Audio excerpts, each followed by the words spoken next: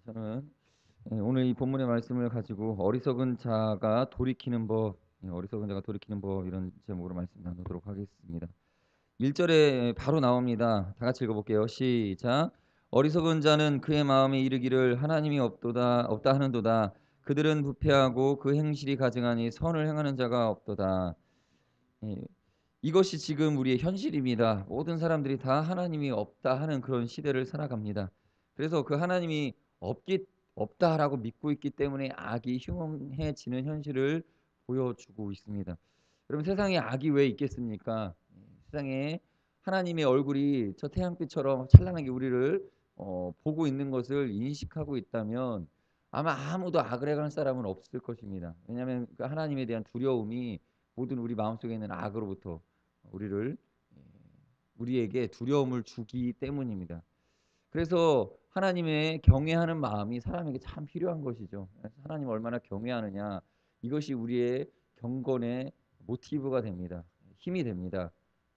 작용점이라고 하는 거죠. 모티브가 이제 작용점이라는 건데 하나님을 두려워하는 마음만 있으면 하나님 경외하는 마음만 있으면 이 세상은 하나님 앞에서 드려질 아마 거룩한 공동체가 될 것입니다. 그러나 왜 이 세상에 악이 존재하고 하나님을 무시하는 일들이 벌어집니까?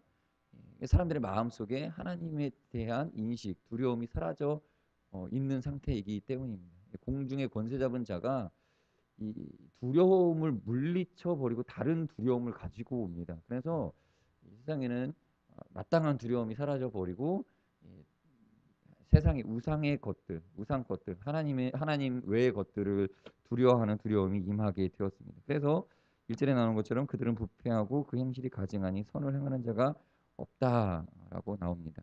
그러나 우리가 믿는 현실은 전혀 다른 것이죠. 하나님은 영이시라 하는 것을 우리는 믿습니다. 요한복음 4장 23절 24절에 이렇게 기록되어 있습니다. 아버지께 참되게 예배하는 자들은 영과 진리로 예배할 때가 오나니 곧 이때라. 아버지께서는 자기에게 이렇게 예배하는 자들을 찾으시느니라. 하나님은 영이시니 예배하는 자가 영과 진리로 예배할지니라. 아멘. 이 말씀이 우리에게 무엇을 가져다 줍니까? 하나님은 보이지 않는다. 보이지 않는 곳에서 우리를 감찰하고 계신다. 그래서 우리는 보이지 않는 하나님, 은밀한 곳에서 우리를 지켜보시는 하나님, 무엇을 말합니까? 우리에게 내면 생활에 힘써야 될 것을 설명해 주는 것이죠. 하나님 보이지 않습니다. 겉으로 드러나지 않는다라는 거예요. 누구는 사람들이 다 인식할 수 있는 그런 존재가 아니다라는 것입니다. 그래서 우리는 어쩌면 우리는 자유스러움을 느낄 수 있습니다. 하나님이 보시지 않는다라는 느낌 때문에 자유라는 걸 느끼게 되죠. 어디서 느낍니까? 사람들이 보지 않는 곳에서 자유를 느낍니다. 그래서 사람들은 그래서 그 자유라는 것을 누리고자 하죠. 그래서 사람들이 나타나지 않는 곳, 은밀한 곳에서는 자유를 누려야지 하면서 그 자유라는 것을 어떤 쪽으로 그 인식을 하게 됩니까? 방탕하고 더럽고 자기의 욕망을 추구하는 것을 자유라고 생각을 하고 그 안에서 자유를 누리려고 합니다. 그래서 사람들이 보지 않기 때문에 내 마음대로 행동해야지. 내 뜻대로 내 마음과 그리고 내 마음 속에서는 이 적어도 내 마음 속에서만큼은 자유를 누려야지 하면서 악으로 치닫게 된다라는 것이죠. 그 악이 자유가 됩니다. 사람들에게는요, 죄를 지을 수 있는 이것이 자유라고 느끼게 됩니다. 그게 하나님은 영이시기 때문에 사람들이 착각하고 행하게 되는 오류다라는 것입니다. 그래서 이 은밀한 가운데 사람들이 하나님이 보시는 그러한 보고 계시는 자리와 또 사람들이 보고 계시는 자리 이것을 제대로 인식하지 못하고 있기 때문에 자유로서의 죄악을 행하면서 그러면서 또 하나님께 예배하는 것은 이 교회 공동체로 나와서 사람들 앞에서 사람들이 보이는 곳에서 예배한다라고 착각하고 살아갑니다. 그래서 하나님은 반대로 찾으시고 계시죠. 무엇을 찾고 계십니까? 하나님 영이시기 때문에 보이지 않는 곳에서 신령과 진정으로서 예배하는 자들을 하나님은 찾으신다라는 것입니다. 하나님께서도 사람에 대해서 이제 어, 보고 계십니다. 무엇을 보십니까? 사람들 앞에서 행동하는 사람들을 주목하시는 것이 아니라는 거예요. 공동체 속에 사람들이 눈에 띄는 장소에서의 사람을 주목하시는 것이 아니라 그 마음의 진실한 곳을 바라보고 계시기 때문에 은밀한 곳을 찾으시는데 어디서 찾으십니까? 사람들이 보지 않는 곳, 은밀한 곳, 홀로 있을 때를 우리를 주목하신다라는 거예요. 그래서 우리의 이렇게 찾으시는 의로움, 우리에게서 찾고자 하시는 그 아름다움을 어디서 발견합니까? 우리의 개인의 경건의 시간을 통해서, 개인의 시간을 통해서 하나님 찾고 계신다는 것입니다. 그래서 성경은 계속 가르쳐주고 계시죠. 너희가 기도할 때에는 골방에 들어가서 은밀한 곳에서, 사람들이 보이지 않는 곳에서, 그러니까 기도의 장소를 지정해 주신 것이 아니라 우리의 내면 깊숙한 곳을 표현하는 장소가 이 골방이기 때문에, 또 사람들이 보지 않는 곳이기 때문에 그곳에서 하나님이 우리를 발견하고 계시고 그 자리에서 우리에게 우리의 예배를 받으신다라는 것입니다. 그래서 우리의 예배는 사실 이런 것이죠. 내가 살아가는 내 삶에 하나님을 인식하지 못하리라고 착각하고 살아가는 그 장소, 그곳이 우리의 예배의 처소가 될 수 있다라는 것입니다. 그래서 1절은 계속 이렇게 얘기합니다. 어리석은 자는 그의 마음에 이르기를 하나님이 없다 하는도다. 언제 우리가 어리석어집니까? 하나님이 없다라고 느껴지는, 우리 그러한 시간과 장소를 한번 우리가 묵상해 봅시다. 우리가 하나님이 그곳에는 없을 거야 라고 느껴지는 그러한 장소, 거기서 어떤 일이 벌어집니까? 우리들은 부패하고 행실이 가증해지고 선을 행하지 않는 일들이 벌어집니다. 그럼 예배자는 어떻게 합니까? 그러한 곳에서, 사람들이 나타나지 않고 눈에 드러나지 않는 곳에서 하나님께 자신을 보여드리는 것입니다. 그것이 예배가 됩니다. 참 진실한 예배가 되죠. 그리고 우리는 공예배에 나와서 우리 자신을 하나님 앞에 드러내는 것입니다. 우리는 선을 행해야 구원받는다라고 생각을 합니다. 그러나 구원이라고 하는 것이 목표가 된 어떠한 행위를 하는 것이 아니라, 우리는 하나님을 믿고 하나님을 사랑하고 경외심을 가지고 있기 때문에 그 은밀한 시간, 그 우리의 개인적인 시간을 함부로 낭비하지 않는 것이 당연한 것입니다. 하나님 살아계시다는 것을 인정한다면 선을 행하는 일, 정말 하나님 앞에 선을 행하는 일은 자연스럽게 우리가 힘써지게 될 것입니다. 우리의 개인적인 삶 가운데, 우리 마음속에서, 우리의 은밀한 장소에서 하나님께 대한 선을 행하는 태도, 이것이 하나님께 보여지고 있고 하나님의 집중하시는 바다라는 것을 믿으면서 우리는 내면 생활에 힘써야 됩니다. 그게 오늘 사실 이 본문에서 우리에게 보여주는 지향점입니다. 그러나 중요한 것은 우리는 죄인으로 태어나 죄를 짓는 것이 너무나 당연하다는 것이죠. 누가 보든 안 보든 정직하게 사는 사람이 절대 아닙니다. 그 현실이라는 겁니다. 우리는 기분이 좋고 마음이 내킬 때에는 정직하고 정결한 생활을 유지합니다. 그러나 거친 세상 속에서 마음이 상하고 감정이 상하고 위기를 경험하면서 인간관계 속에서 숨길 수 없는 이런 감정의 파도를 경험하다 보면 정결한 내면 생활 이런 것은 집어 던져버리게 됩니다. 그리고 우리 육신이 원하고 감정이 소리치는 일들을 저지르게 됩니다. 말 그대로 엉망진창이 되어버립니다. 그리고는 다시 예배당에 찾아와서 배운 대로 신령과 진정으로 예배를 드려야 되는데, 그러기에는 너무나 매우 곤란한 우리의 심령을 발견하게 된다는 것입니다. 이것이 현실입니다. 이것이 우리의 고민입니다. 그래서 2절 3절에 그것을 이야기합니다. 2절 다 같이 3절 읽겠습니다. 시작. 여호와께서 하늘에서 인생을 보고 살피사 지각이 있어 하나님을 찾는 자가 있는가 보려 하신즉 다 치우쳐 함께 더러운 자가 되고 선을 행하는 자가 없으니 하나도 없도다. 다 죄인이라는 것입니다. 그래서 결론적으로 4절에 그 결론이 나옵니다. 4절 시작. 죄악을 행하는 자는 다 무지하냐? 그들이 떡 먹듯이 내 백성을 먹으면서 여호와를 부르지 아니하는도다. 죄악의 결과는 무엇입니까? 결국은 하나님 떠나는 것이고 하나님 찾지 않게 된다는 것입니다.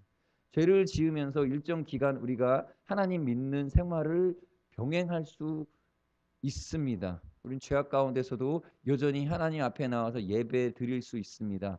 그러나 그러한 예배 생활을 꾸준히 할 수 있다가도 그 죄가 계속 우리의 마음을 돌이키면, 여러분 우리 반대로 생각해 봅시다. 우리가 죄악 가운데서 하나님을 돌이키기 위해서 성령께서 우리를 회유하고 계십니다. 그런데 반대로 우리가 하나님을 향하여서 예배 드리는 생활 가운데서 반대로 우리의 죄악 생활이 우리를 자꾸 돌이켜 죄악으로 회개시키는 회유의 역사가 있다라는 것입니다. 그래서 결국에는 돌이켜서 죄악에 깊이 빠지고 하나님을 떠나게 된다라는 것이죠. 그럴 수 있습니다. 그것이 악한 영들의 그런 지배하고 있는 이 세상을 다스리고 있는 방법입니다. 우리는 그 앞에 결국 복종하게 될 수도 있습니다. 많은 죄가 있음에도 하나님 부르지 않습니다. 그래서 수없이 죄를 번복하고 결국에는 그 죄악의 구렁텅이에 빠져 돌이키지 못한다라는 것입니다. 이것이 사람의 결국입니다. 그리고 멸망하는 자들이 있다라는 거예요. 그렇게 멸망당하고 죄악 가운데 하나님 떠나는 사람들이 있습니다. 그래서 우리나라 한국 교회 기독교 인구가 제가 대학생 때만 해도 뭐 1,000만 이런 이야기가 나왔었는데 요즘은 700만, 800만 이야기가 나옵니다. 그것도 많이 부풀려진 이야기겠죠. 줄어든다라는 얘기. 예전에 예수님 믿었던 사람들이 돌이켜서 세상으로 돌아갔다라는 얘기입니다. 많은 경우 우리 청년들, 제 나이 또래 많은 인구가 이렇게 베이비붐 시대가 제 나이 또래인데요. 많은 사람들이 믿음을 가졌다가 돌이켰다라는 얘기예요. 인구가 많이 줄었습니다. 젊은 사람들이 교회 나오지 않습니다. 왜 이런 일들이 벌어집니까? 죄악된 세상에 회유되어졌고 그 마음이 돌이켜진 사람들이 있다라는 것입니다. 우리는 주의하고 두려워해야 됩니다. 터닝 포인트가 있어야 되는데 우리 삶에 그런 터닝 포인트가 어디에 있습니까? 예배 자리겠죠. 예배 자리에서 돌아와야 됩니다. 예배 자리에서 우리 마음을 돌이켜야 됩니다. 그래서 사실 오늘 성경은 우리에게 그 현실을 보여줍니다. 우리는 은밀한 곳에서 예배를 드려야 되는데 그것을 하나님 찾으시는데 죄악 가운데 그게 안 된다는 거예요. 다 치우쳐서 한 가지로 죄악 가운데 돌아가고 있다는 겁니다. 그래서 우리에겐 한 가지 이 희망이 있습니다. 무엇입니까? 예, 교회에서 모이는 모임, 공동체의 그 예배, 공예배라는 것이죠. 공예배를 통하여서 회개, 우리가 본래 찾아야 될 그 마음의 위치를 다시금 우리 두 눈으로 바라보고 예배 드릴 때에 그것을 실감하고 아 내가 죄인이구나. 그래서 예배의 자리는 굉장히 불편할 수밖에 없습니다. 그렇지 만약에 우리가 예배를 드릴 때에 불편함이 전혀 없다면 그것은 우리가 거짓되어 얼마나 마음이 부패하고 거짓되어 있는지 모른다라는 그런 증거입니다. 그래서 우리 예배 드릴 때에 우리 마음이 양심이 찔리고 마음이 괴로운 것은 당연한 것입니다. 그것을 이상하게 여길 것이 아니고 그 예배 자리에 돌아와서 거기서 회개의 열매를 맺으면 된다는 것이죠. 고속도로를 타고 한참을 내려가다 보면 잘못 들을 수도 있습니다. 일반 도로에서는 뭐 쉽게 유턴을 한다든지 아니면 피턴을 한다든지 골목으로 빠졌다가 다시 다른 길로 나와서 방향을 바꿀 수 있습니다. 그런데 고속도로를 달리다 보면 한 번 잘못 들어서면 한참이나 잘못된 길을 갈 수밖에 없죠. 그러다가 다른 이 톨게이트나 또 빠져나가는 출구가 나오면 거기서 돌릴 수 있는 것입니다. 그러나 다행이죠. 고속도로라도 돌이킬 수 있습니다. 돌이킬 수 있습니다. 아무리 많이 지나쳐 왔어도 조금만 기름값 낭비하면 돌이킬 수 있습니다. 그것이 하나님 앞에 은혜지요. 그러나 예를 들면 우리가 비행기를 한번 잘못할 일이 없겠지만 비행기를 잘못하게 되면 물론 그 탑승구에서 다 확인하죠. 잘못하게 되면 돌이킬 수가 없죠.